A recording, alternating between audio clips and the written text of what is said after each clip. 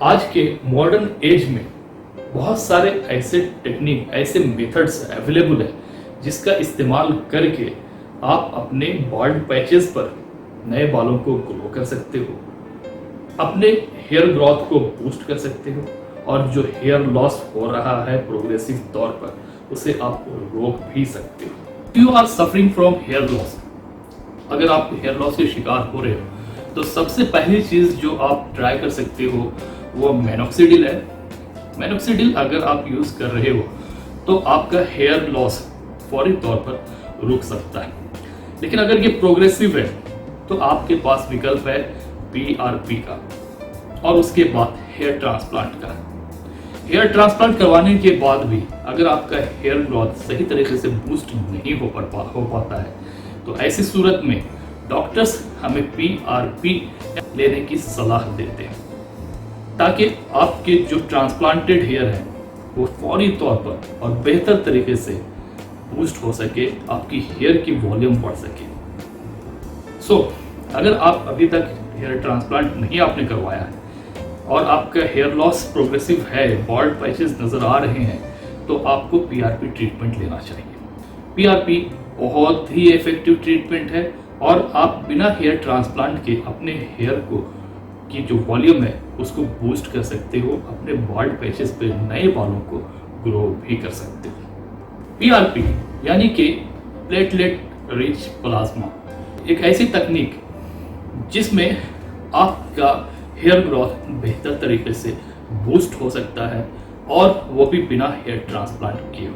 PRP एक 3 step medical process है जिसमें आपके अपनी बॉडी से आपका खुद का ब्लड लिया जाता है और फिर इसे प्रोसेस किया जाता है और इस प्रोसेस के बाद जो सब्सटेंस तैयार होता है उसे आपके स्कैल्प में इंजेक्ट किया जाता है, जिसके बाद ये आपके सेल्स को ट्रिगर करता है, स्टिमुलेट करता है और आपके स्कैल्प को पेनिट्रेट करता है और नए बालों को ग्रो करने में मदद भी करता है।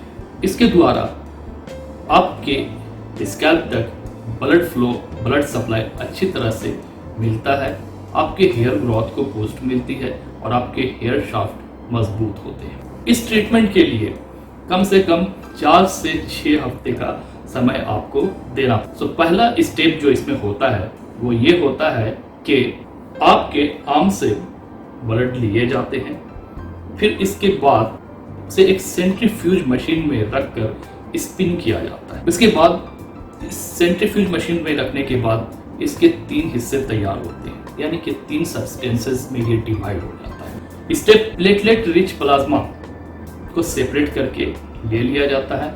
उस प्लेटलेट रिच प्लाज्मा को इंजेक्शन के द्वारा वापस से आपके स्कैल्प में इंजेक्ट कर दिया जाता है।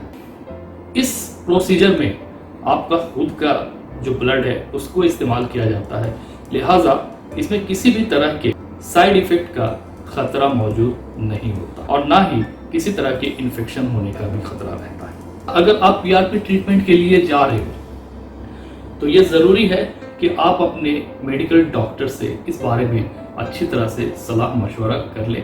उसके बाद आपकी मेडिकल कंडीशंस को देखते हुए डॉक्टर आपको बेहतर तरीके से सजेस्ट करेंगे कि आप PRP ट्रीटमेंट के लिए एक परफेक्ट कैंडिडेट हो सकते हो या नहीं हो सकते हो। आमतौर पर PRP anybody can take, but it is advisable that you have to talk to your doctor before going for the PRP treatment. This is how the PRP works.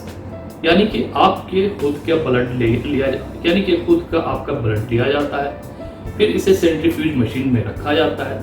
इसके 3 एलिमेंट्स तैयार किए जाते हैं और जिसमें से एक प्लेटलेट प्लाज्मा कहते हैं, जबकि दूसरे को हम प्लेटलेट रिच प्लाज्मा के नाम से जानते हैं और जो तीसरा जो एलिमेंट तैयार होता है उसे हम रेड ब्लड सेल्स के नाम से जानते हैं। जिसमें से जो प्लेटलेट रिच प्लाज्मा होता है उसे निकाल लिया जाता है, सेपरेट कर लिया जाता है, उसे इंजेक्शन के द्वारा वापस से आपके स्कैल्प पर इंजेक्ट किया जाता है। खासकर उन हिस्सों को ट्रिगर किया जाता है जहां पर आपका हेयर लॉस ज़्यादा हो रहा है, जहां पर आपके हेयर की थिकनेस कम हो चुकी है और जहां आपके बाल्ड पैचेस विजिबल हो चुके होते हैं। So this treatment you have to take 4 to 6 weeks, 4 से 6 हफ्ते तक आपको इसका लगातार ट्रीटमेंट लेना है।